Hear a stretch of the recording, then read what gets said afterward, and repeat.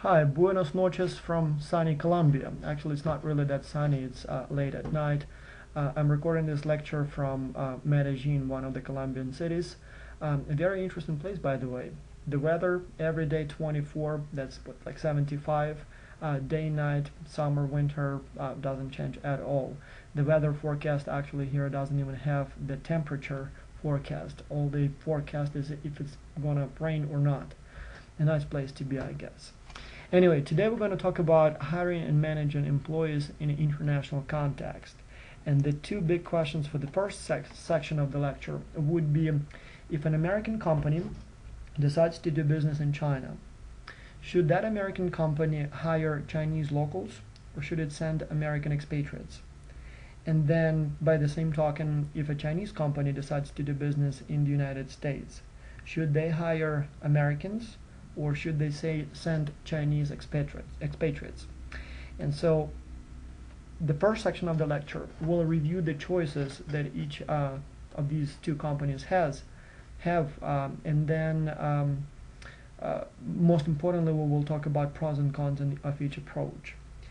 And so the first big question is, well, who should work at your foreign subsidiary and why? So should you hire locals, foreigners, or maybe even third country nationals? Here is some information, food for thought. Well, obviously, it may depend on the need for expertise.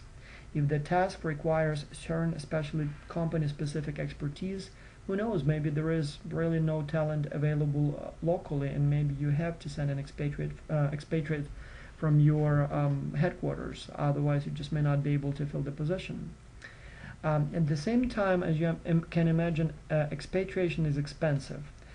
Sending people to a foreign country can cost you a lot of money, not only because wages in your home country may be higher, but also because you have to include all kinds of things from benefits, and expatriates would probably qualify for more benefits because at the very least you would have to provide some kind of housing, you would probably have to provide some form of transportation, maybe training, and who knows what else, right? Medical insurance may need to be more expensive because it's overseas. Then obviously relocation cost, and that's a lot of money, not only the air tickets, but also moving furniture, moving family. Expatriates are also more likely to quit the job, and in that case you would need to hire somebody new, and so your turnover cost may be quite expensive. And then legal and tax support for your employee. Obviously paying taxes becomes more difficult, applying for visa, work permit, all those things may cost you money. Studies show that an expatriate assignment normally costs, just in all those one-time expenses that need to be done, from relocation to training to legal and tax issues. So those can easily run about 1 annual salary to 5 annual salaries of the expatriate. And I actually did some calculations that does make sense. So it's definitely much more than just the air tickets. Second, obviously the cost of living as well as wages would be very different in different cities. Here is a graph that kind of shows that in a weird way, rather than showing what the average wage is per hour. It shows here how much it takes or how much time it requires to earn a Big Mac in different cities. And so as you can see, a guy working in New York, for example, can earn a Big Mac in 12 minutes. A guy in Tokyo in 10. Maybe Big Macs are cheaper there. I just can't imagine Japanese buying that type of food. Then, for example, in Nairobi, it would actually take 3 hours to earn one Big Mac. I'm not sure why they put 75 minutes in Kiev. I'm guessing it might be outdated information. Though on the other hand, if it's like $3, $4 per burger, yes, it's about an hour. Maybe that's more or less correct. Though probably still outdated. So as you can imagine, sending an expatriate, you would need to, especially if you go from New York or from the United States in general, you would probably have to pay at least as much to that person as you are paying to him or her in his hometown, New York, for example. So sending a person to Kiev may cost you much, much more than what would it cost you to hire a local. And so the question is the guy from the United States going to be really that much better or not? And sometimes maybe it is, or he is, and sometimes maybe he's not. So all that stuff. All right. Now let's talk about ethnocentric staffing, or the options that you have. And so the options that you'll have, let me actually review them first. We will talk about ethnocentric staffing. That's when you send the guy from headquarters. Polycentric staffing, and then geocentric staffing. And so we will talk about each of those one by one. So first, let's talk about ethnocentric staffing. I kind of don't like this term. Ethnocentric kind of implies ethnicity. So if you send someone, for example, from the United States, well, I guess it shouldn't be. It should be maybe like home-centric or something of that kind. But anyway, we're talking here about expatriates, and yes, do remember those terms, because there may be a few exam questions where you would need to know what ethnocentric is, what polycentric is, and what geocentric is. Anyway, let's talk about advantages of using this type of approach. Well, obviously, when you send an expatriate to a foreign country, you would first have a highly qualified individual, presumably, who not only knows the job in general, but also has company-specific knowledge. And if a job is a technical job, chances are you would probably find in just about any country a local who is fully qualified and probably has education from the United States who can do the job. But then if you need someone with company-specific knowledge, that makes it a little, trickier to find someone, and so an expatriate may solve that problem. Second, you kind of get someone who will control operations in that at that company, and it can be control as chain of command. The guy may literally be the manager there, or and it doesn't have to be. I mean, we kind of always think about expatriation as an American going to China and works there as a manager. It doesn't have to be. It can be just a technician, or maybe just a entry-level employee, or who knows, or maybe goes to somewhere where the country that is even more developed than the United States. Though probably there are not so many countries on this planet like that. Japanese may be more technically advanced in some at least areas, but it doesn't really matter. Just the guy goes there. And so even if he's not a manager, he may exercise some control through, that's what we would call control by example. So if you would like to replicate your company culture at that subsidiary overseas, you sometimes may need to have a guy from the home country, from the headquarters, who would show how things are done at your company, and so that would be sort of control. And then just having your pair of eyes there. If you open, let's say, a subsidiary in China and have a local manager there, well, the guy may not be speaking the same language, and I don't mean here English. I mean, he may not be explaining things the way you can understand. He may not understand what you are explaining to him, and so having a guy there that you have worked with before from the headquarters may definitely help you understand and control the situation very much better. Plus, in addition, an expatriate at a foreign company is presumably interested in the well-being of the company as a whole, or in the headquarters, and so you would have a little bit more, how should I put it, trust perhaps, or security with respect to your people at the subsidiary doing what you want them to do. In fact, this is why some companies would change expatriates every 2-3 years, of the fear that the expatriate may go what they call native. So after spending too much time at a foreign subsidiary, they all of a sudden sympathize too much with the needs of the local people, and perhaps don't want to exploit them as much as the headquarters want, or whatever else may do what's in the interest of the locals, and which is not always in the interest of the company at the headquarters. Now, the disadvantages obviously would be a huge relocation cost, plus sometimes use of expatriates may create an image of a foreign company, which may be a good thing if you're an American company, for example, and you operate in, let's say, Eastern Europe.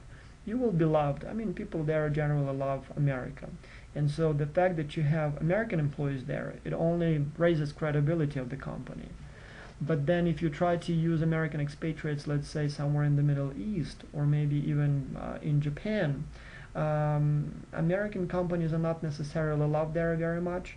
And so by using expatriates, you unnecessarily raise your company's profile and communicate to the world that it's an American company. And so you got to be careful with that stuff. Now, in terms of relocation, I told you that it may be up to 5 times the annual salary of the employee, But what exactly does that entail? I have actually relocated here to the UNCG from a different country. At that time, I was in Canada, and my relocation and to hire me, it cost definitely a lot of money to the company. Everything from a campus visit to a real estate tour to some form of training, visa issues, tickets for the family, relocation, furniture, rental car for the first few weeks before I bought one, hotel for the first few weeks before I could find a place, a permanent place to live. All that takes a lot of money, and I was on the same continent in a country that speaks the same language, and I was not really new to the United States as I had studied in the United States before. What else may be included in that cost?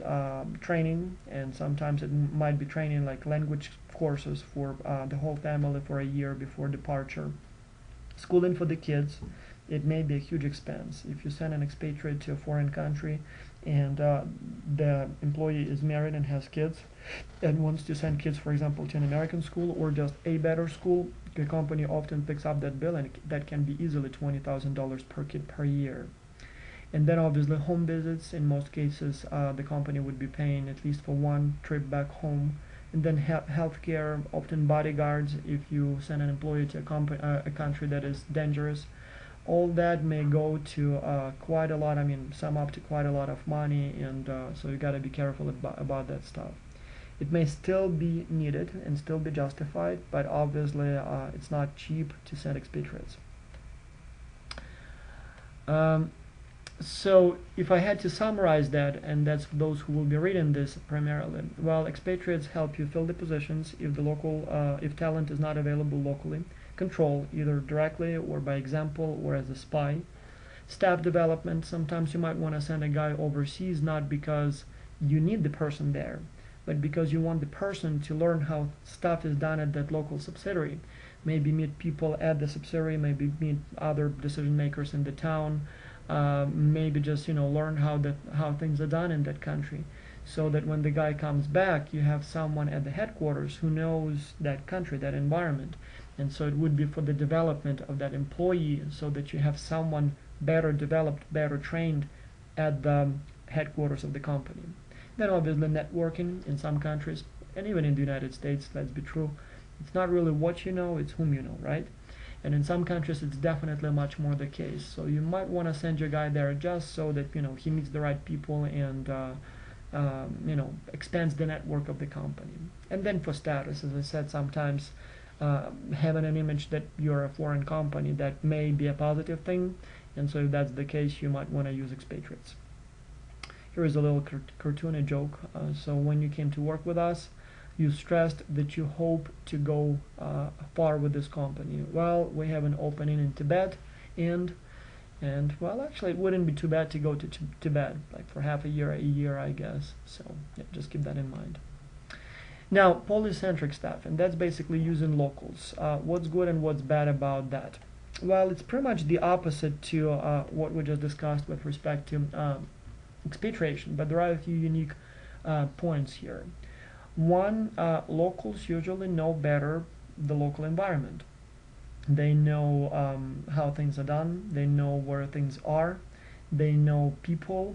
They know officials, and may have some personal contacts. Contacts like Japanese or Chinese would call what they call guanxi, or in the United States it's called basically a social capital. So all those things definitely matter. Plus, of course, you save money on relocation. You may create an impression that the company is a local company. Like, for example, American companies are very reluctant to use Americans in Canada. They try to use Canadians just, so that the company looks more Canadian. Plus, obviously, you are much more flexible when you use locals. The thing is that with expatriates, something goes wrong. You, as the company manager, you are responsible. So all that repatriation and all that stuff, I mean, this is serious. On top of that, you move a person to a different country, especially if the person is with family, so the kids go to a new school, the wife finds a new job, and then, oops, you decide that the guy is not good enough for the job. So what do you do at that stage? It's not so easy to simply lay him off or, bring him back. The guy changed the direction of his life for you. When you hire locals, it's much easier. So you just basically say, well, sorry, oops, you don't, fit here. So sorry, you can go now home. And so the guy doesn't really lose that much. I mean, obviously losing a job, that's a big deal, but it's not like you had to, first lose everything to get that job and then lose everything with that job once again. The disadvantages obviously would be that you can lose control of the subsidiary, you can lose prestige of the company if foreign is loved in that country. Plus, obviously, even though the locals can be familiar with how things done in the country, they may not be familiar with how things done at your company in America, and so obviously that might be an issue. In one of my jobs, I had an immediate supervisor who was from the United Kingdom, Colin Jones, and so he was hired by the company, from what I could gather, because he used to work for many years at a company that was one of our biggest trading partners. And so when the guy retired from there, we picked him up. Basically, we invited him to work for us, primarily so when we have negotiations or when we deal with them, we have an insider who knows people there, who can help us get what we want. At the same time, the guy was probably making a lot of money. I'm guessing they must have offered him at least as much as what he was making in the United Kingdom. The problem is obviously that he didn't really know much about how things are done in Ukraine at that time. And so he was an object of jokes of the employees at the company because, I mean, as we would say, the only thing he did well was to drink tea. And did he drink tea? I mean, all day long. Everything else, I mean, even though he was my supervisor and then there were a few other guys working under me and for him, I mean, we did pretty much all the job. I mean, he was just there sitting and literally doing not much. His hiring was still justified because he would be saving like one negotiation with the company with a turnover of a few $1 million every month. I mean, the guy helps us get an extra 1% discount and his annual salary is paid. But at the same time, as I said, not much help anywhere else. So locally trained people can save you anywhere between, cost you anywhere between 10 to 30% of what you would have to pay to an expatriate. And as I said, with American education being so popular, in just about any country, or at least in a major city, you can probably find qualified applicants, local applicants who have a diploma from the United States. And so those would be probably your best bet in terms of, what you can get from them. Now, geocentric staffing, that's when you use not necessarily third country nationals. That's basically where nationality or country of residence doesn't matter. So you just hire people from, wherever. You need a guy in China, you may hire someone from Australia. And so obviously, when you approach the problem that way, you first expand your potential pool of applicants dramatically. So rather than looking only for people in your home country and host country, you look everywhere. So there is a very good chance you get the best of the best talent. Plus, again, if you get a guy from a third country that is close to the country where the person needs to work, then again, all of a sudden you may save a little on relocation. So, for example, if you hire someone from, let's say, China to work in Japan, for that person it may not be that far away, and the person may be, flying back and forth all the time to be with his family, or in Singapore, for example. So that may be an issue.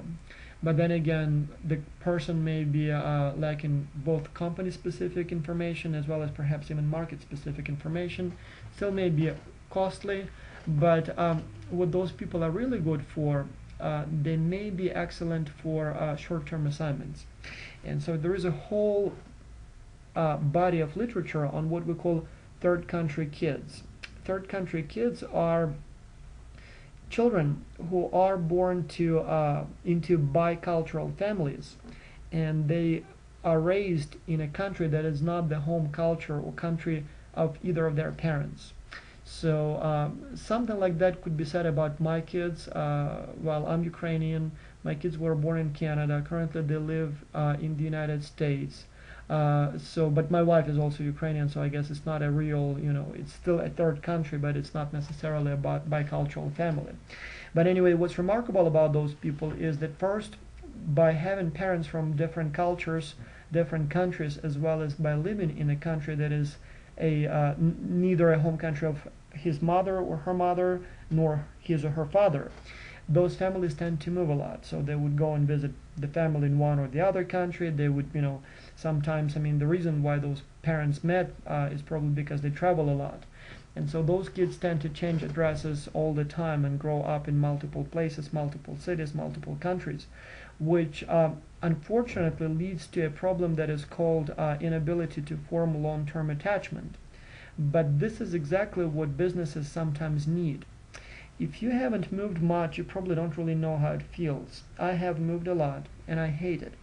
I mean, moving is a big stress. First, you lose all your friends. I mean, you spend some time, like for example, I lived for 2 years in Texas, before that for 2 years in Germany, then for several years in Canada, now here. The thing is that over those 2 years, you make some friends, you learn some local things, you have your favorite places, you have all kinds of stuff going on around, so you have your life there. And then you have to leave, so not only you lose all those social connections, but then also you lose lots of tangible things, like for example, like in most cases you lose most of your furniture, you lose your car, or you have to buy a new one, then finding a place, selling the old place. This is crap, guys. I mean, I don't like it at all, so I really don't want to move again. Since I was 16, we once calculated with my wife, so that's I've known my wife for pretty much all my life, and so we counted how many times we have moved since we were 16, so it was like 20 something times. I mean, that's more than once a year. This is not healthy. And yes, I admit many of those moves were within the same city, but again, in many cases those were international moves. And I don't want to do that again. I mean, I wouldn't mind maybe going to another, or living permanently in another place, though I really like Greensboro, North Carolina, but I suppose it would be fine to live somewhere else, but I don't want to move. So now the thing is that the third country kids, they actually not only are fine with moving, they kind of need that. So having lived in the same location for a year or two, they become restless and they actually want to move somewhere. Plus, for some reason, they're less likely to have a permanent family, and so that again kind of makes it easier for them to move. And this is exactly what companies want. So in many cases, what companies want from you is to be able to move all the time. Like all those guys, for example, who do consulting or audit or whatever else that requires frequent relocation. I mean, these are the perfect candidates for that job. No cultural shock because they grew up in multiple cultures. No problems with moving anytime the company needs them to move. In fact, they would be asking you to move sooner or later. And so very convenient for the business. Not so good for marriage, but I guess other than that, wonderful for business. Anyway, here is a question for you to make sure that you understand what we were talking about. And yes, the answer is C, ethnocentric. Now, locals obviously would be B, polycentric, and looking for people to fill a position worldwide would be called geocentric. I guarantee you that at least one of these questions will be on the exam for you, so you better remember that terminology. Even though I personally don't like those terms, I do find them misleading, but this is the standard terminology we use in this field. So you need to know when you will be communicating on this topic with someone, you need to know the terms. Now, what would you do? Well, I guess it would make a nice discussion in class, but I mean, given that you are not in class, we cannot really discuss, so you will write me those answers. Those are your green questions for this lecture. I'd like to note that sometimes companies use a mixed approach.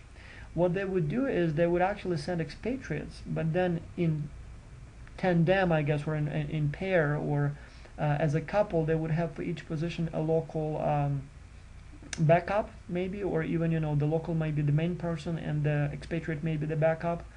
By doing so, the company obviously spends more money, but it also ensures that any position first has more brains, but second also has more opinions. And so if something goes, if one of the two does not understand how to address a problem or makes a bad decision, there is hope that the other guy will be able to spot the problem and fix it.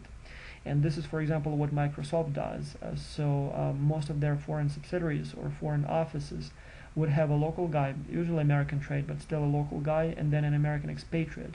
And so presumably the expatriate brings some perspective about the company, whereas the local has some perspective about the local environment. And so together they do a better job. Now here is the video case that I wanted to show you, and this one is about a guy who was sent to Paris. It's a real video, and he discusses some of the problems he encountered. Since incorporating videos in record the screen has proven to be very problematic, so the whole program hangs and I cannot really do much with it. I'm gonna just post that video as a separate file, so just pause here and watch that video. But briefly, what the video shows is a guy comes back from Paris, dissatisfied, terminated his overseas assignment after about 8 months or something like that. And now there are several points in that video. One, going on an overseas assignment is nothing like tourism. So for example, when I ask my students, would you like to work for a few years overseas? Nearly everyone says, sure, yes, I would. Then I would ask, where exactly would you work? And about 80% would choose cities in Europe like Paris, London, and then others would choose either China or some other more exotic places. Now the thing is that when we think about, you know, an American going, for example, to France, to Paris, we always have this stereotype like on this movie poster. You know, it's going to be wonderful, the chicks will love you, you will have fun, and it will be interesting, and everyone will understand English, and if not, they will learn because they will see how cool you are, and they will all want to learn English. Like that favorite movie of mine, Karate Kid, in one of they have like many installments there, but in one of them, a guy goes to Shaolin, and so like a matter of weeks, and then the whole Shaolin has, you know, like boom box and has an American style disco, and basically all speak English, and you know, all that kind of stuff. I mean, just insane. I mean, that's not even serious. So obviously, I mean, they have their culture. They're not necessarily excited about American culture, especially at such a traditional place. Obviously, nobody's going to be able to speak English, and let alone, you know much about American culture. So it doesn't matter. The point is that the guy comes from Paris and shares that, you know, being there is nothing like what he thought it would be. And there are several aggravating factors there. One of them is that he had to take his family with him. And this is a big problem. I actually have been an expatriate a number of times. In fact, even now I'm not an American permanent resident or citizen, so in a sense I can be considered a what we call a self-initiated expatriate. But then I've been also sent on assignments by my company a number of times. And so when you go alone, it's kind of fine, right? But when you take your family with you, it's a nightmare. No, at no time in my life I was so close to divorcing my wife as at that time when I was working in Germany with Volkswagen and she came to visit me for a few weeks. A nightmare. I had to go to work at about like 7 a.m., something like that, like very early. I don't know why it was so early, but I guess that's the German style. And then, you know, I would work very hard all day, and plus, you know, new culture environment, foreign language, plus I'm kind of a new guy, so I had to prove myself, even though I was just an intern, but I had to work a lot.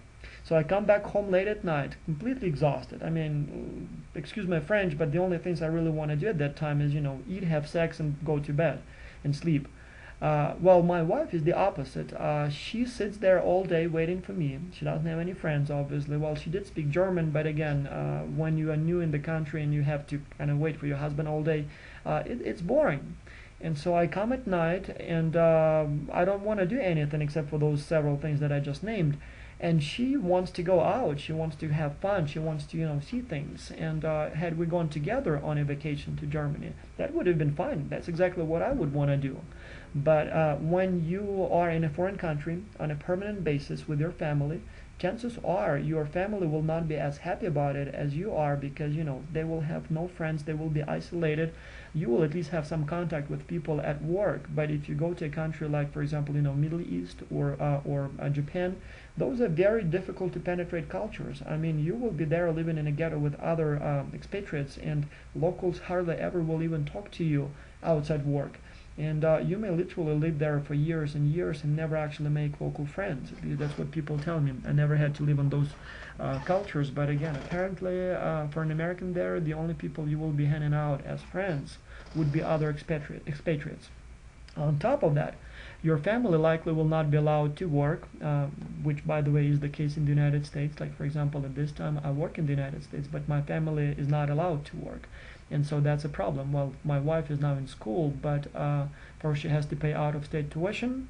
Second, when the school's over, I don't even know what we're going to do. So there is a good chance we will leave North Carolina at that time, because she would be just not legally allowed to work unless she applies for some kind of work permit like I did. But again, complicated, so not always easy, and may take who knows how long to get those things. The kids may not be eligible for all kinds of things, from scholarships, may not qualify for local health care, school, you name it. And so all those create all kinds of problems. And so with that guy in the movie that you presumably watched by now, or will watch soon, they talk about those problems.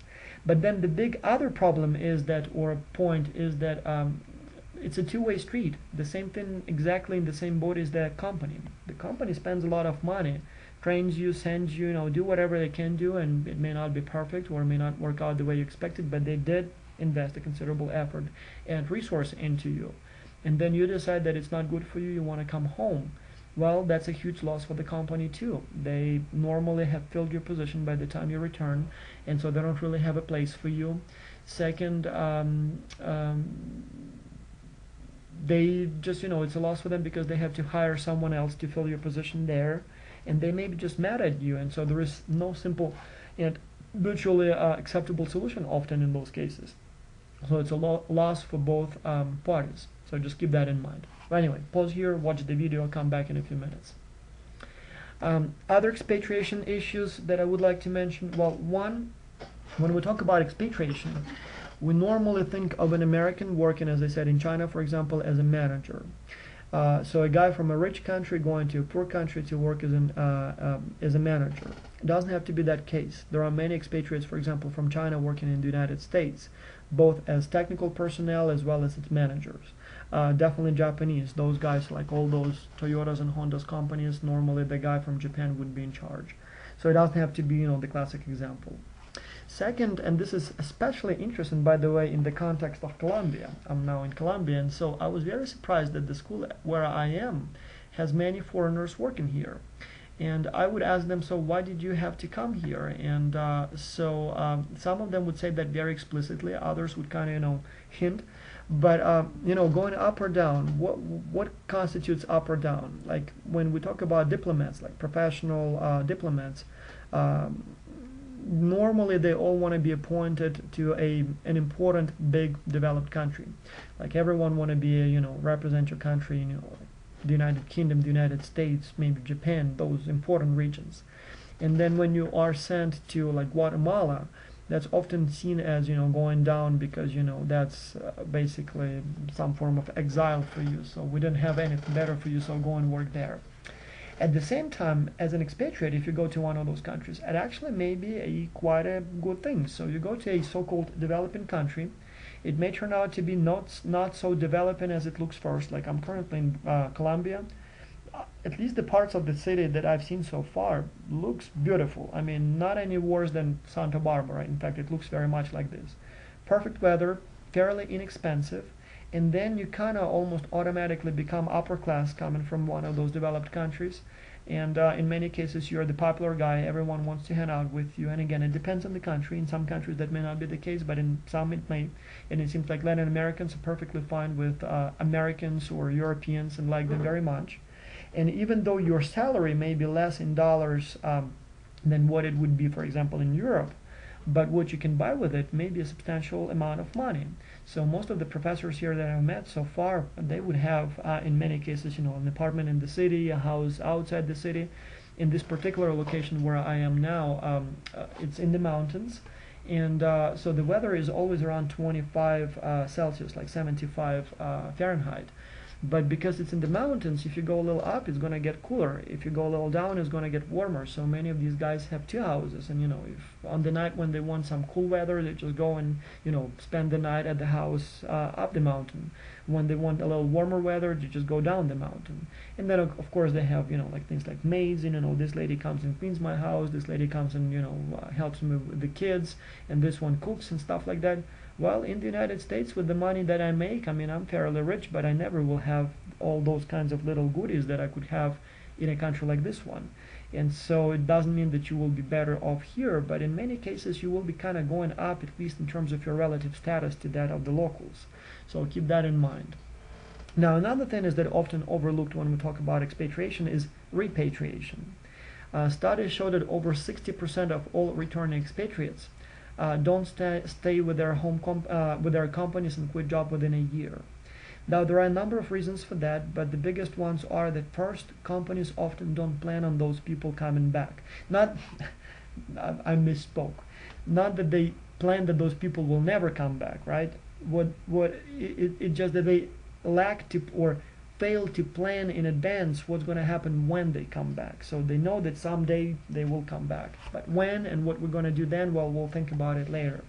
And so a person comes back, his or her job is taken by somebody else, and so there may be often no other opening available. So the guy may need to settle for a lower position, often with the same pay, but still, lower status. Second, when you come from an overseas assignment, you think that you will get more respect, have more experience, something that people locally don't know.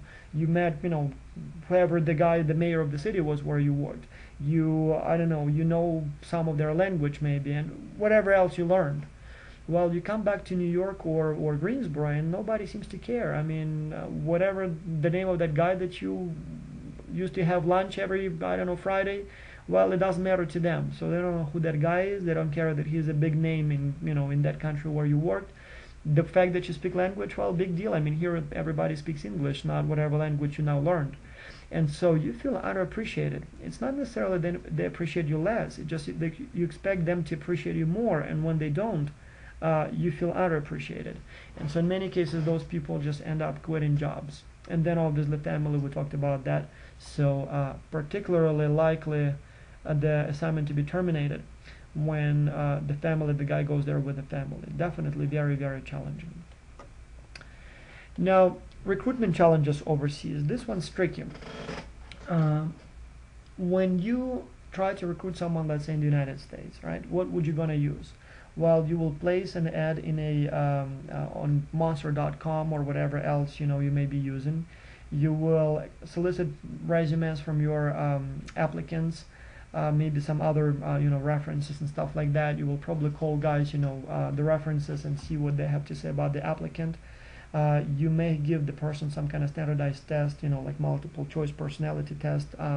So who knows what else you may be testing, and then you would go through the results and choose the best person. Well, the thing is, if you want to recruit a person overseas, like for example in China, you may not be able to have all those things.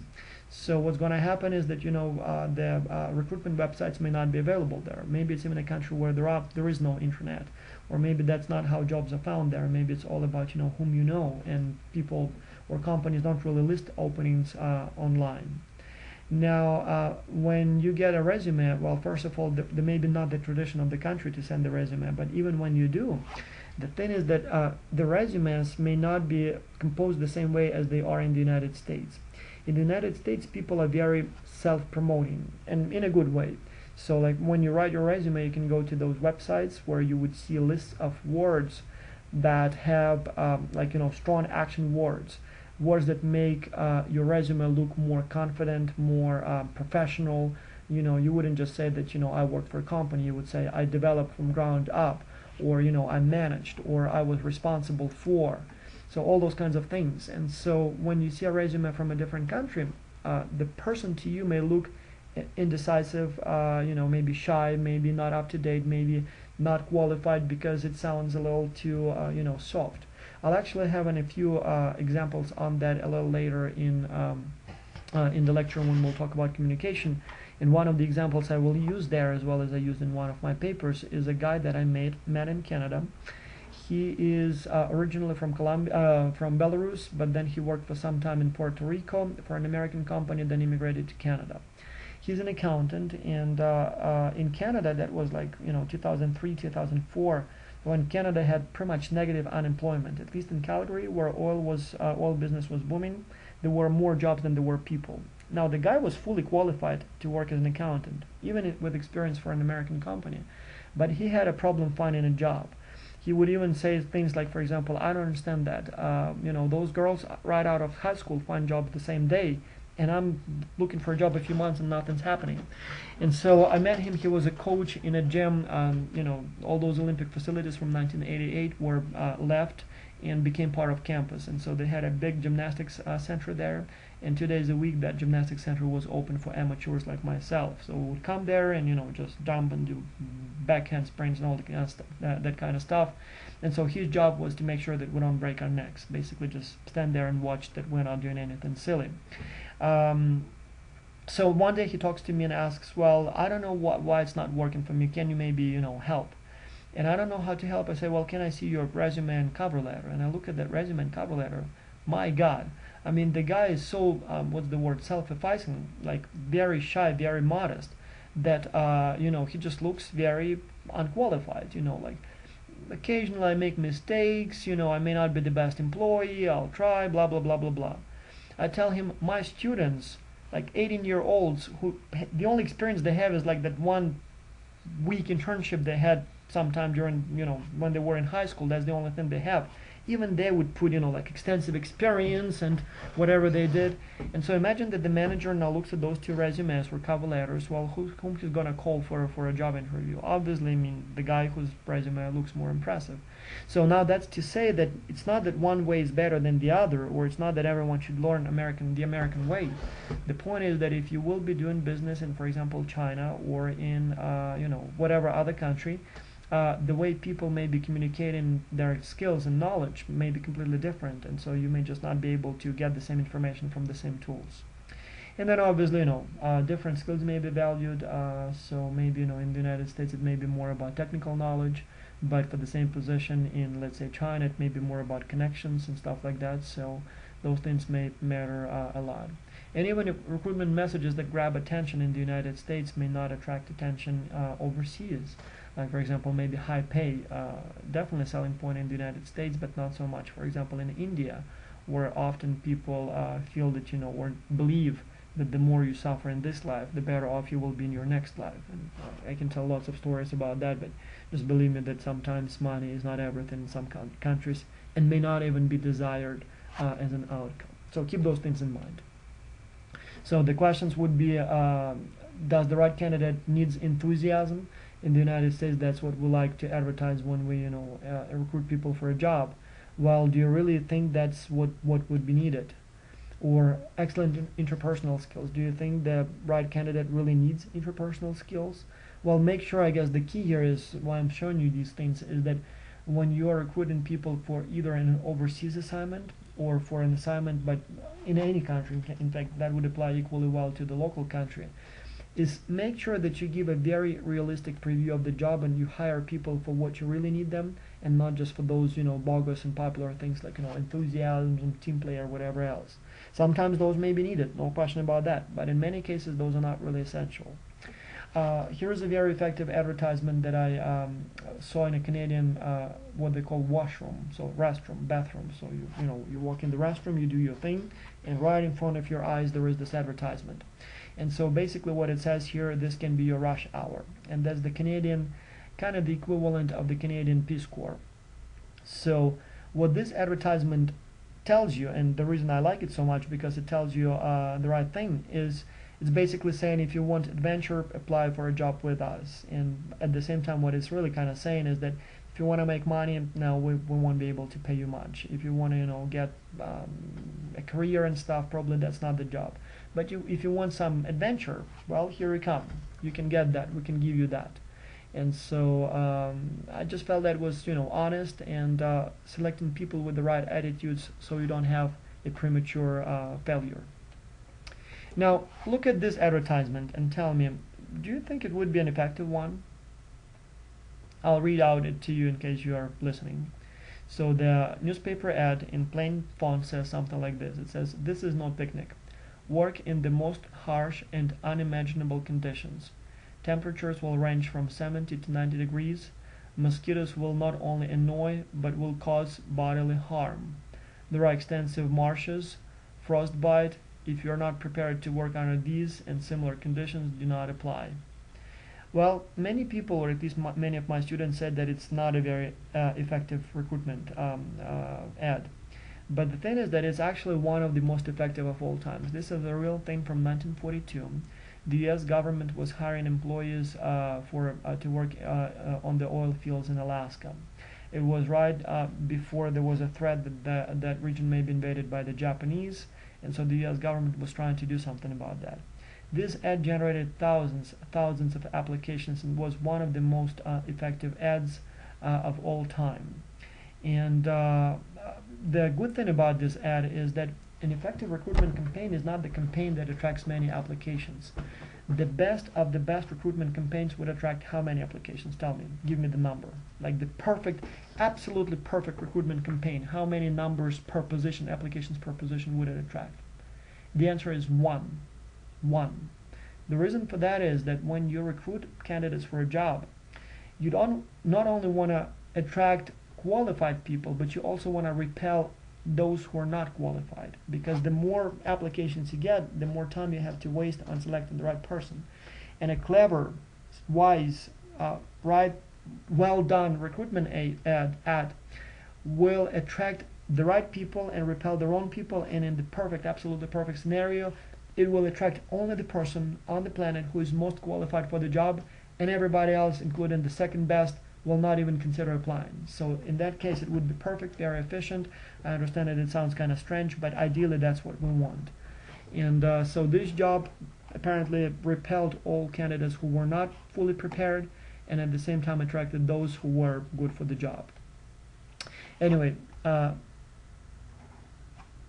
let me pause here for a minute and record this video before it stopped working, and then I'll continue on in a second.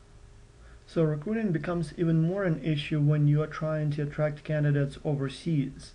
You have limited resources, your time is more expensive, it requires more resources, and so it's very important to design your recruiting campaign in such a way that your job ads attract only the right candidates and repel the wrong ones.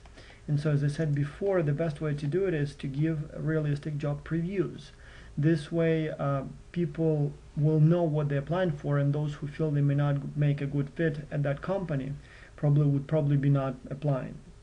And so I have here a few probably not best suggestions in terms of, consider an ad like this. Nasty boss. You'll work your butt off, your family won't see you, and for the most of the year our business may not survive in this country, but you will be well compensated as long as you stay here. So this is honest, this is complete, and so hopefully this way only those who really can work under these conditions will apply. Studies show, and I've seen a number of studies, that difficult entry helps retention.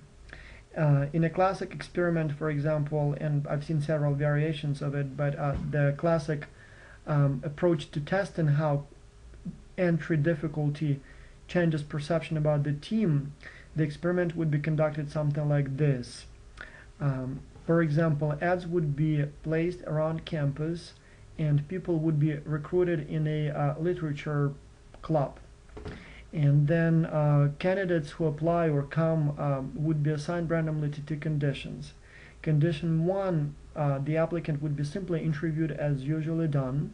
In condition two, if it's a female applicant, for example, there will be a bunch of interviewers, like males, for example, who would be making occasionally not negative, sexually provoking comments and questions that are not necessarily comfortable, and in some other ways would make it difficult and suffering to get the job or to become a member of the club. Then once all the candidates have gone through the process, some who just easily, once they applied, they were said, welcome, you are in, and those who had to kind of suffer in order to get in, all those people would be set in the room, and they would, for example, would be read a piece of poetry, and then they would be asked, what do you think about that piece of poetry? Or a few weeks later they would be asked, so how happy are you with your membership in the club? Would you consider leaving the club? And all that kind of stuff. And inevitably and always, those who had a difficult time becoming a member of the organization would be the ones who would report higher satisfaction with membership in the club. They would report greater appreciation of, for example, that poetry piece, even if it's complete crap. They would, in all kinds of respects, be happier, more proud, and more committed to the organization. In business world, this sometimes also finds applications. Um, for example, well, I guess Navy SEALs is not necessarily a business world, right? Right. So, but anyway, for example, the training that Navy SEALs have to go through in order to become members of Navy SEALs. Uh, Many believe that the main purpose is not really to train people, and not even necessarily to weed out people who are not strong enough, but to send a signal that becoming a member of this organization is extremely selective and extremely difficult, so that those who eventually become the members value and cherish that opportunity and are more committed to the organization. Fuji, an organization or a company in Japan that makes electronics, used this principle when, for example, hiring people, engineers for job openings at the company. They set job interviews at the top of Mount Fuji, and they literally said, if you want to come and have an interview with us, it will be held at 7 a.m. on such and such day on top of Mount Fuji. And by doing so, well, Mount Fuji, it's right here on the picture. It's not necessarily the hardest mountain to climb. I actually did climb it, and it takes quite a few hours, so it's not easy. It's like 3 kilometers, so it's 2 miles pretty much. So it's a big, tall mountain. But at the same time, the point here was, but it's doable, obviously. And so the point here was that, again, those who are not serious enough were pretty much invited not to apply. And so the hope was that those who would endure and actually come to that mount or to the top of the mount for an interview are people who are, in the first place, more interested in the job. And then those who eventually will be offered the job will value it more because they had to go through all this grueling experience in order to get it. This one, not necessarily about difficulty of getting a job, but just I felt it was an interesting attention grabber. This one I took a picture in Ukraine, and it basically says here, now hiring, hands, legs, $1,000, hands, legs, and head, $2,500. I just thought it was so concise and so informative at the same time that I would just snap a picture and share it with you. Now, another problem is that once you have the applications in, you have now to select who's going to be your best candidate. And so the methods that often are used in, for example, the United States may not be the best methods for a different country. In the United States, there is this obsession with standardized tests. It can be anything from SAT to get into college, GMAT or GRE to get into grad school, all kinds of psychological personality tests to get a job, and all kinds of stuff where you would have to use all those skills and answer questions and complete tests that presumably will reveal or predict your future performance. Now, I'm not going to talk about validity of those tests. There have been a number of studies that show that perhaps they're not as valid and as predictive as we believe they are. The thing is that if you conduct those tests in international context, sometimes the information you receive may be, how should I put it, not necessarily misleading. You need to know how to read it. There are some things here that first, well, people in many countries may not be necessarily familiar with those tests. And when you give them a test, like let's say IQ test, their results may be low, but not because they're not smart. It's just because they have no skills or no experience with taking tests like this. So you show them that bubble sheet, and they may not even know what that is.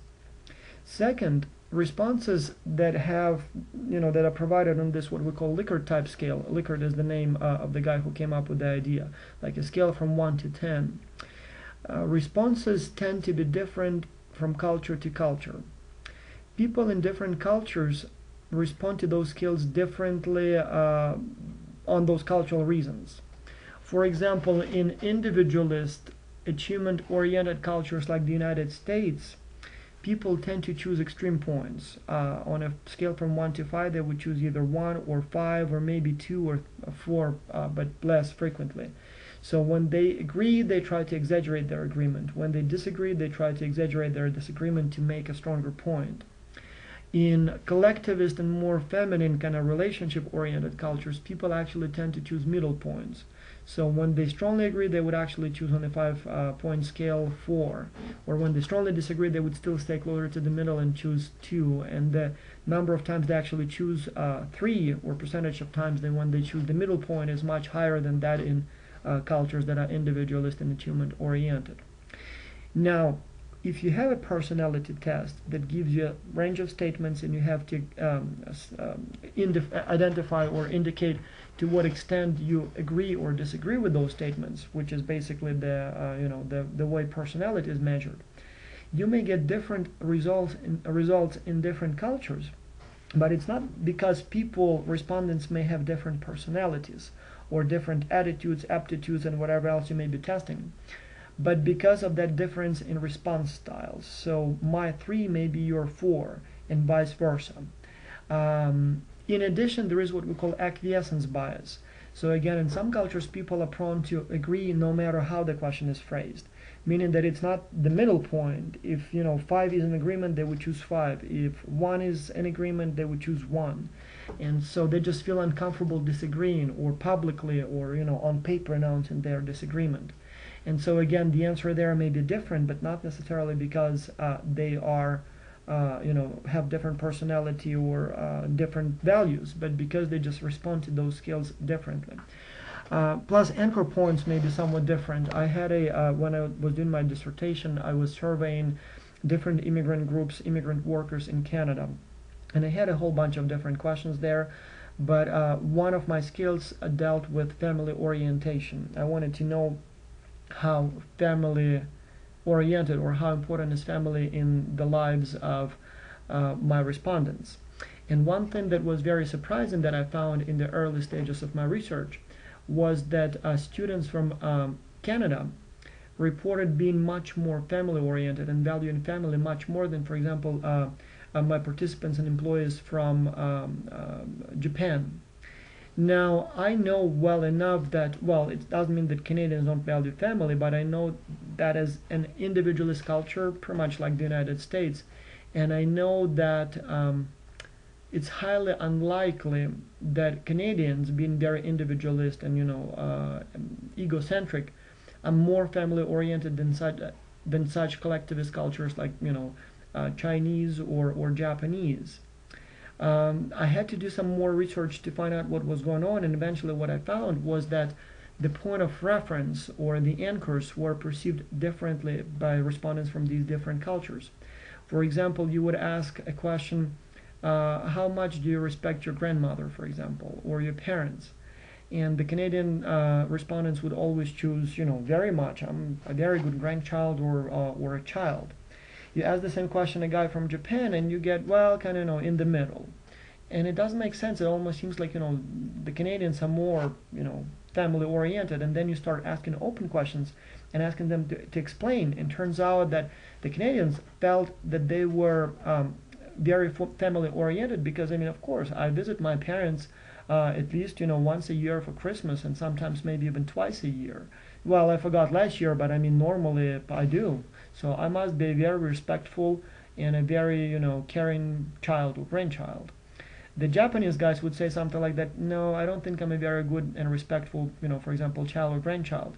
I call my mother every day and I visit her every week, but last week was so busy that I could only call her, 3 times that week, and so I don't think I'm a very good grandchild.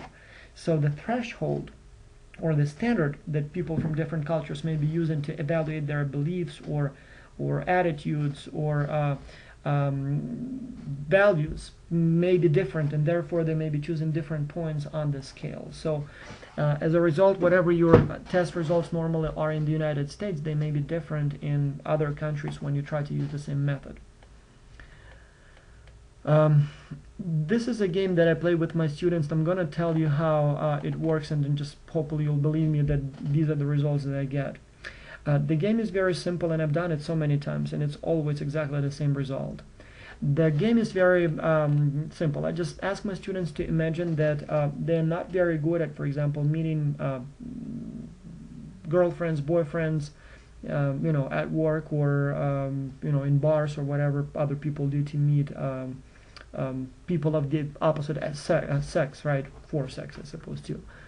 And so I asked my students to try to write an ad that they would place in a a single section of a newspaper, so that they would introduce themselves to the world with hope that their destiny will reply and they will live happily ever after. And so there would be quite a few students in the classroom. There are always some internationals, and so they would spend a few minutes writing those few sentences about themselves, and then we read them.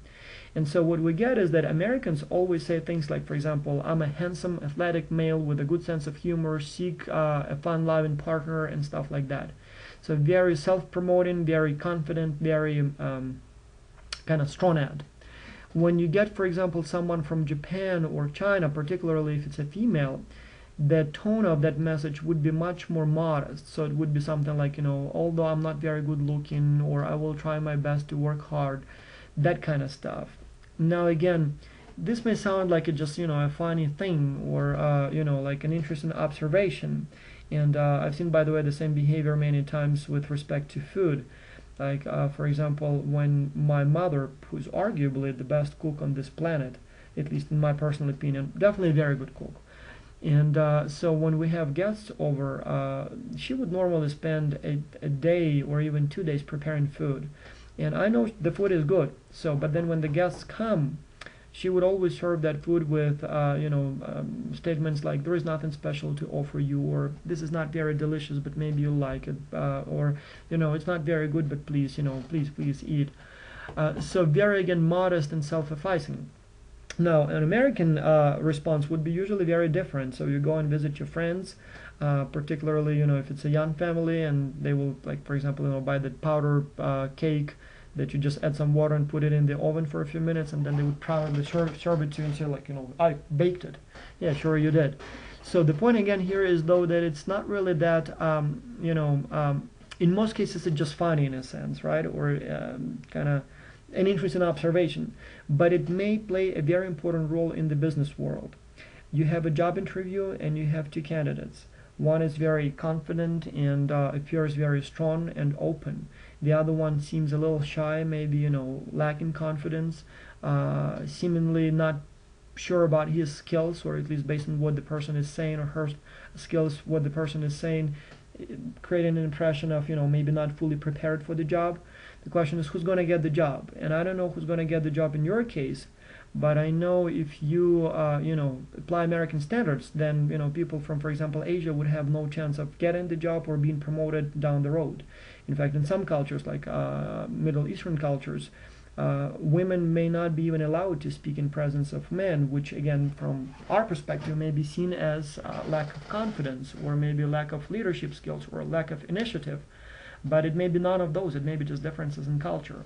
So the methods of, for example, selecting candidates may be completely, different in different cultures, or may not be effective in some cultures, because whatever you are looking for, whatever information you're looking for, it may not be there, because in some cultures, and probably that's actually the majority of cultures, modesty, that's what's valued. And so, like, there are many sayings in Japanese and in Oriental cultures in general, don't promote yourself, let people see your deeds. And it's kind of what people believe here in the United States, but again, here it's more, the squeaky wheel gets the grease, and if you want something, you tell people about that.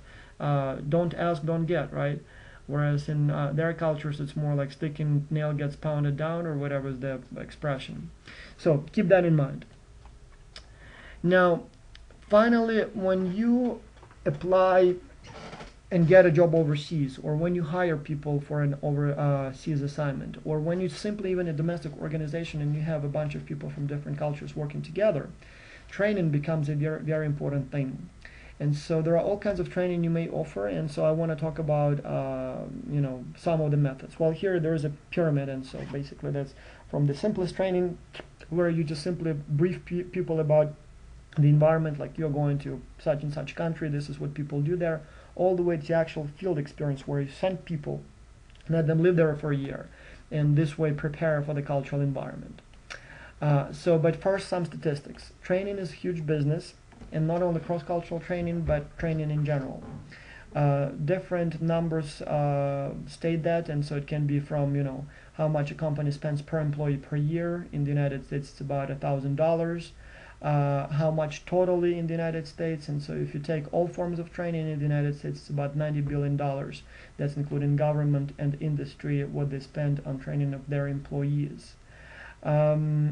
So some also say that it's about, well, I've seen studies that say that it's about $10 billion a year, the cross-cultural training industry. And that also includes cultural awareness training, training for international students and all that kind of stuff. So lots of money spent, and it can be anywhere between 1 to 2% of the total payroll spent on training, including, by the way, UNCG. UNCG offers lots of training to its employees, and it's from cross-cultural training before we start a school year or the appointment, all the way to special training, like for example on how to write a research grant and all kinds of other types of issues. Now, another interesting thing about training in general is that in different cultures there are different standards about how much training a company should provide. The United States actually provides much less training to its employees than companies in other cultures or countries. Here is some data from 1995, and I don't think it's changed much. In fact, the discrepancy could have gotten even bigger. For example, in Japan, on average, a company provides 364 hours of training, particularly in the first 6 months after the person takes job. And so, and it's about 76 hours for people after their first half year with the company. By contrast, in the United States, it's only 42 hours in the first half a year and 31 afterwards. Now, the philosophy here in the United States is fundamentally different from that in other countries. Most other countries, and again, notably European countries, Japan, those are built on the idea of on-the-job training. So they would hire people often early on, right out of college, or sometimes even before college, if the job does not require any special training. And they would have a whole, like apprenticeship program offered by the company. So the person becomes an apprentice, and there is a master who teaches the person, and so there would be specialized schools within the organization. So training is a big part of the job. In the United States, the idea is that the company is not responsible for the training. There are universal standard training programs offered by schools, like for example, bachelors of art in business, like what you're doing, or maybe MBA, or special engineering training and whatever else. And so when people want to train, they pay their own money, go back to school, train, and then come back. Occasionally, company may pay for you, but in most cases, it's expected that the employee, if the employee wants to grow, would spend his own time or her own time and her own money and train and then get a better job. And almost the concern is that, well, if we pay him for his education, if we train him, he will take the training and go and get a job somewhere else for more money.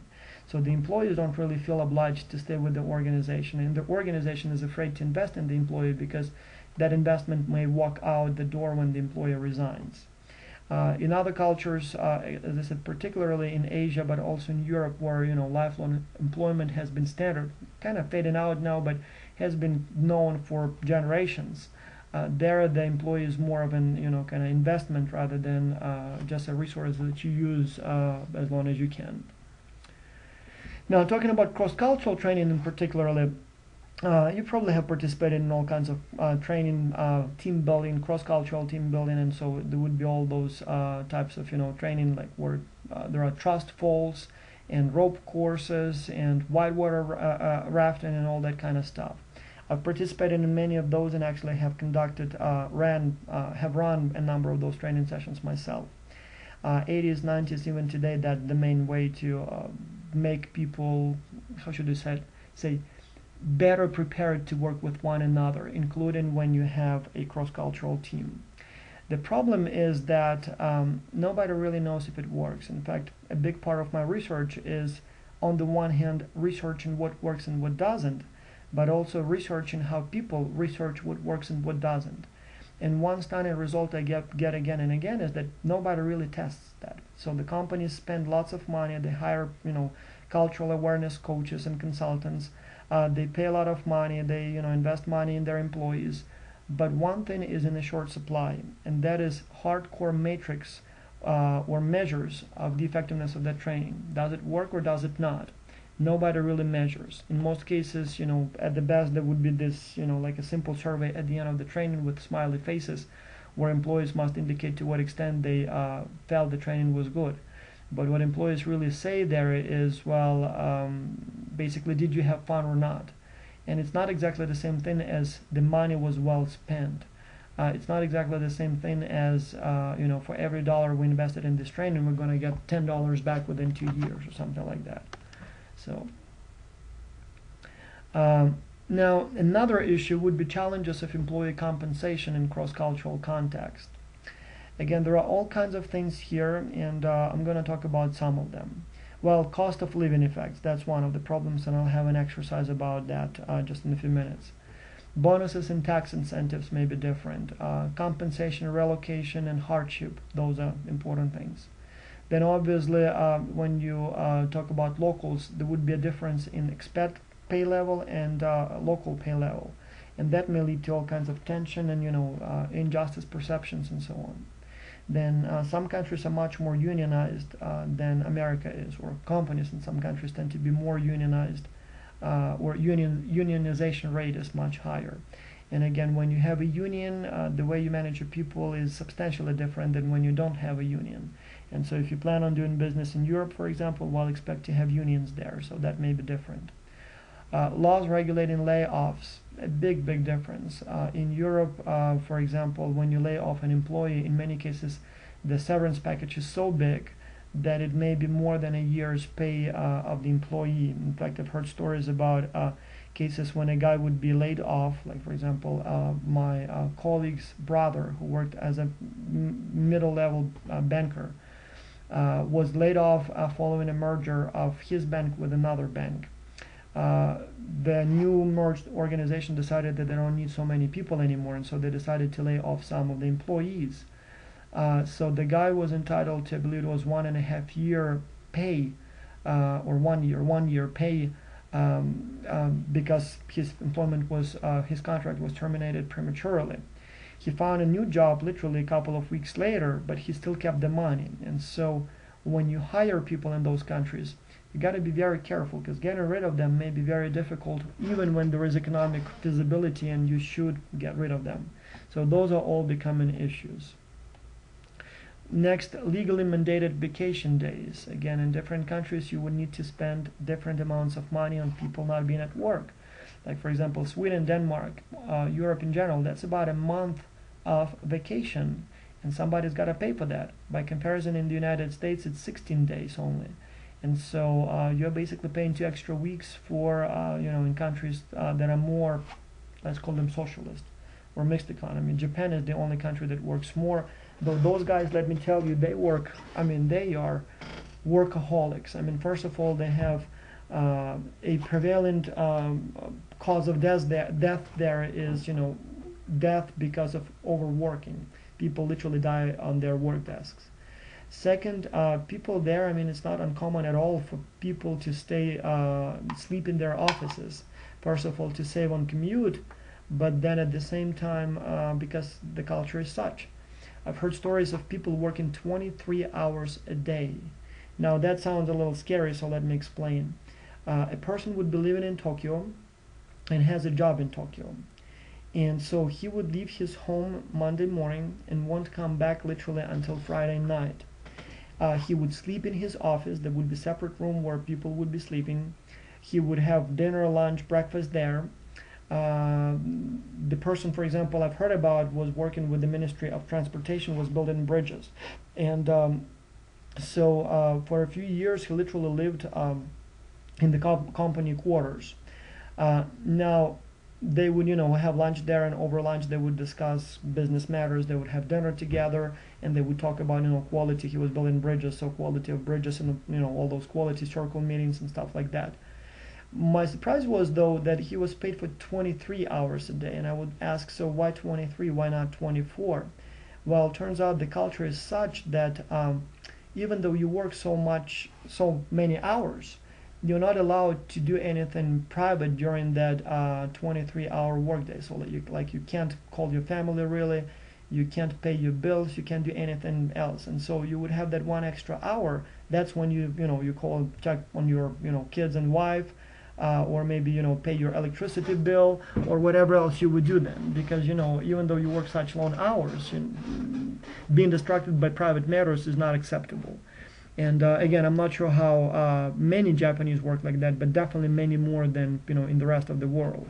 And so you want to go to that country from Germany, for example. Well, I suppose that's a good thing for you if you're an employer. But if you're an employee, that's a big loss, and vice versa. From the United States, anywhere else, well, expect that you would be expected to offer more fringe benefits and holiday days and stuff like that. Now, let me give you a scenario, a practical scenario, and I wonder if you would be able to resolve it. Imagine that you have a team of engineers, 10 of them, working, for example, in Ukraine, building a factory or installing certain equipment at a factory that has been built.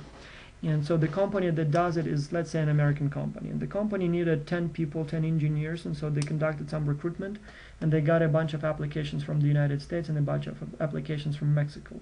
Eventually, 5 American engineers and 5 Mexican engineers were hired for the job. They go to Ukraine for a week, work there for a week, and make a total of, let's say, $10,000 for the whole project. And just to keep it simple, it could have been also 100,000. Doesn't really matter. The question is, how would you divide the money among those 10 people, presuming that they all have more or less the same education and they worked equally hard? And again, I deliberately chose a third country so that they all had to pack their bags, go to that country, work there for a week, and then come home. Again, how would you split that money among those 10 people? The ideas obviously that come up normally or presented are, well, give everyone the same, or adjust the pay to the cost of living. And you understand that either of these ways is not a perfect solution. You say that you give everyone the same. Well, obviously, for a guy from Mexico, perhaps to work for $1,000 for a week is not such a bad deal. For a guy from the United States to work for $1,000 a week overseas is nothing. I mean, it's an insult. You decide to give Americans more because their cost of living is higher. Mexicans can very rightfully say, well, so what? Big deal. I mean, don't count my expenses. You don't know how much I pay. We worked equally hard. Why should I get less? And again, many companies would actually go with the adjustment for the cost of living, but as you can imagine, or as you can probably see, there is really no simple, easy solution to that. This is a difficult problem. Finally, let's talk about justice. So when the time comes, the employees have been hired and they work together and you agreed on their compensation, there will be all kinds of issues during that time that may lead to either tensions or vice versa, create potential for performance. One of the problems maybe is how people from different cultures differently make decisions or perceive what is right and what is wrong and how things should be done or how decisions should be made. One is what we call distributive justice. So who gets what? In different cultures, different rules are normally used. So in some cultures it would be the equity rule. The more you work, the more you get. In some cultures it would be what we call equality rules. Everyone gets the same regardless of how much everyone worked. Seniority rules, so where older or more experienced or employees who have been with the company longer get more by default. Need-based, so the ones in more need get more regardless of their needs. So the question is, which one would be preferred? Well, studies show that Americans tend to, well, first of all, equity is usually preferred in all cultures. But in the United States, equity is strongly preferred and nothing else is acceptable. In other cultures, equity may be fine and maybe even somewhere secretly preferred, but again, on paper and in reality, for example, equality may be favored, or seniority. I'll give you a couple of examples here. Equality, I read a story from, it was a book about expatriates from the United States working in China, and the story goes back to late 90s, maybe late 80s, maybe early 90s, like quite some time ago. So it may no longer be really the case, at least with the same numbers that I'm going to give you. But anyway, at that time, there was a company, American company, working in China, and they had a bunch of Chinese engineers or workers working, in a team. And then 2 of those guys came up with some brilliant idea, and the American manager felt that it would be nice to reward them. give them a gift so everybody sees that good work leads to gifts and or rewards, and is inspired to work harder. So they do it, and as a reward or gift, they choose to give those employees leather jackets. And at that time, China was much poorer than it is today. So a leather jacket was an equivalent of, well, at least a scooter and possibly even a small car. So like it's a big deal at that time. So anyway, they give those rewards, and over time or sometime later, they notice that there is something going on in that team. Some tension, and anyway, they tried to investigate, and they realized that in that culture it was pretty much unacceptable to single out certain employees and give them such a big reward, and while leaving everyone else unrewarded. And so that, instead of inspiring others to look up to the best guys and work harder, it actually led to more conflicts and problems. And long story short, after fighting with the issue, trying to do something about that, the management ended up just giving everyone on the team a leather jacket, and that created some harmony back, and so made it a little better.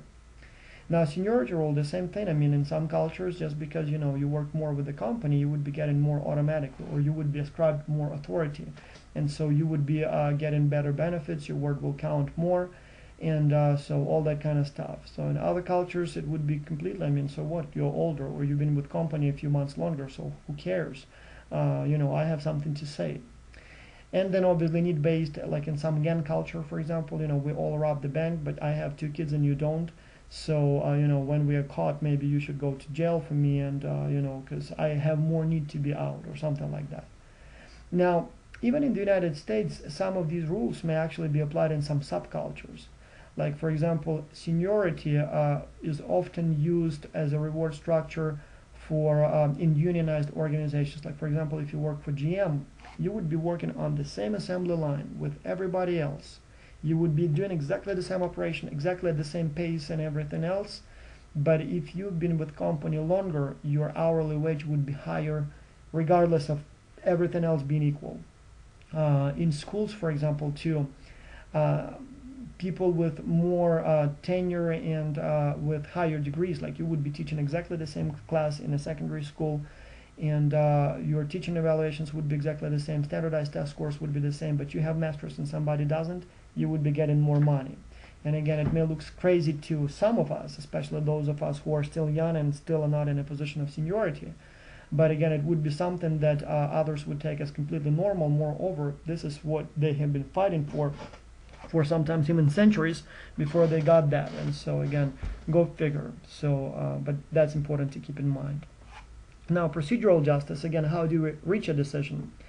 Cooperative, we talk it over. Directive, well, let's go and ask the boss. Mediation, let's call my lawyer and your lawyer.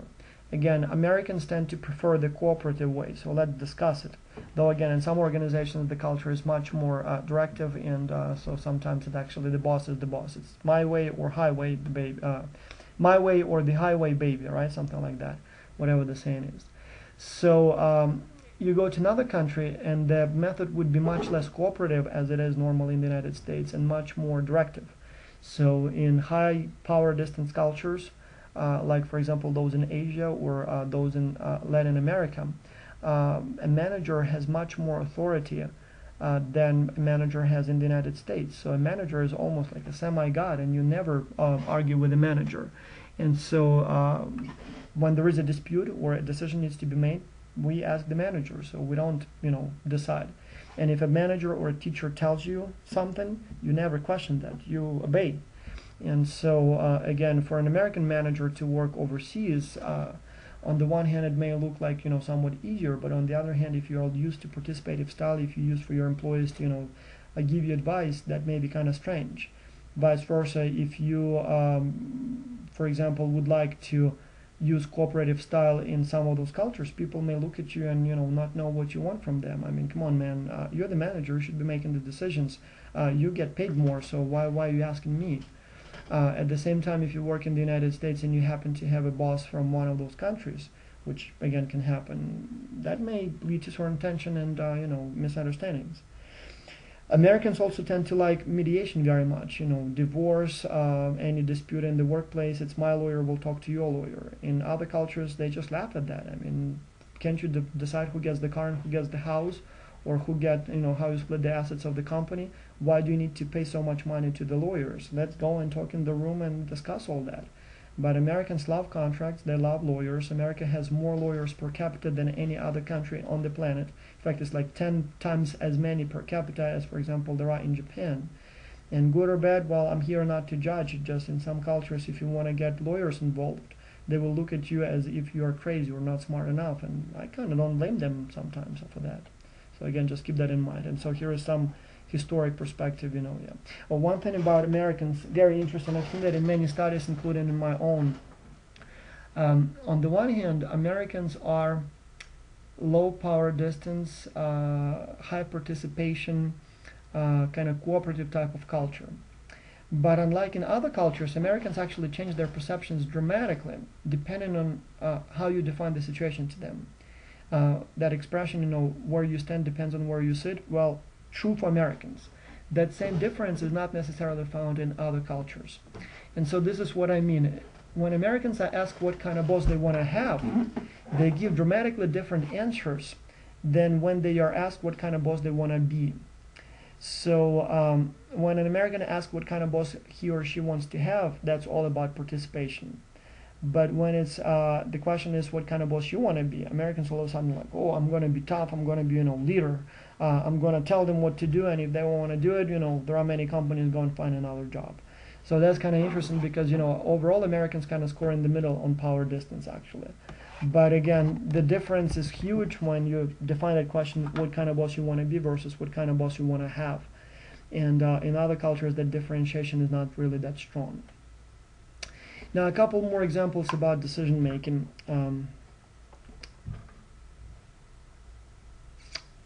Here's a story, and I actually have a video. You know what? Watch the video. The next few slides are based on the video. I will post the video in the folder, so just watch that video. There is no point in me retelling you the same story. Just watch it. It's a very interesting video. I'm going to skip the next few slides.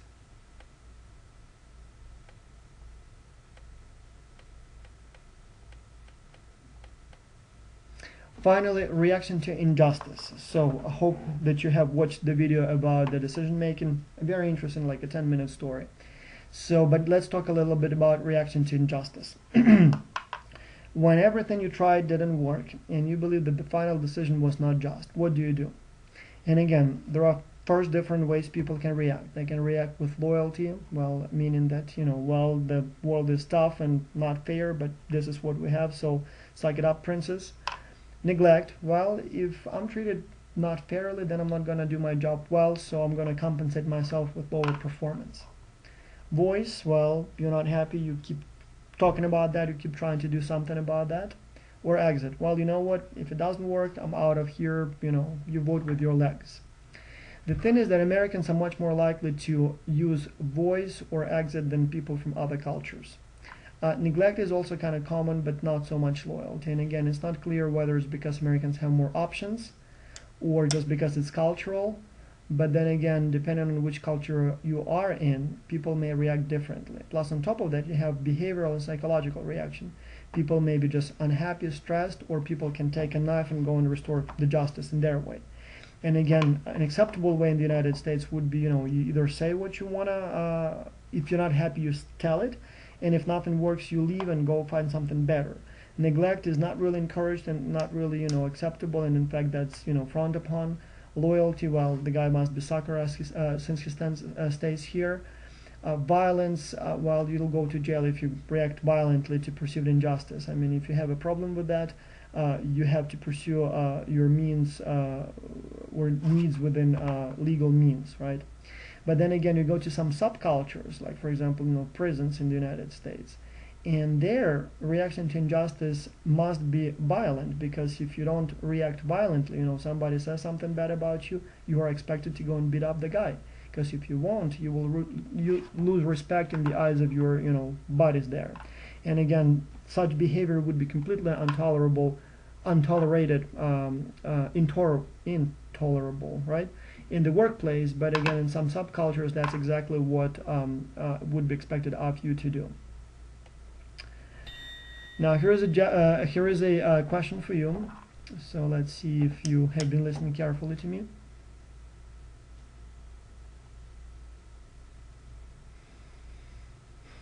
And obviously the answer is A, equity.